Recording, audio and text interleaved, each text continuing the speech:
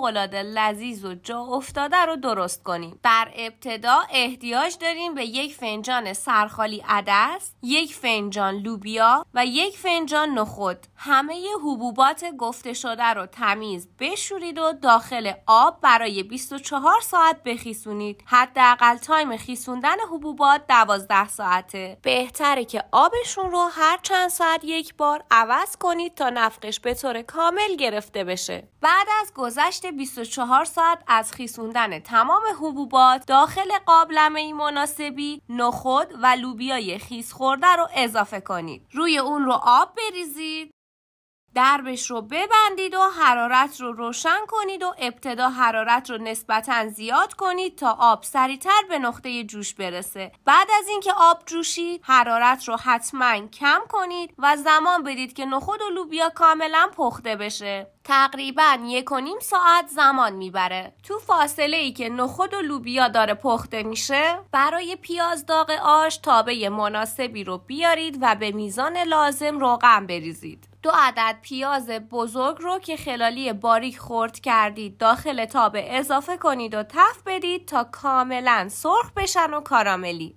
مطابق ویدیو که شد بهش 6 حبه سیر رنده شده یا نگینی ریز خرد شده رو اضافه کنید و برای 1 تا 2 دقیقه تف بدید تا عطر سیر آزاد بشه. در ادامه 1 قاشق چایخوری فلفل سیاه و زردچوبه بزنید. هم بزنید و برای 2 دقیقه ادویه رو هم تف بدید تا بوی خامی زردچوبه گرفته بشه.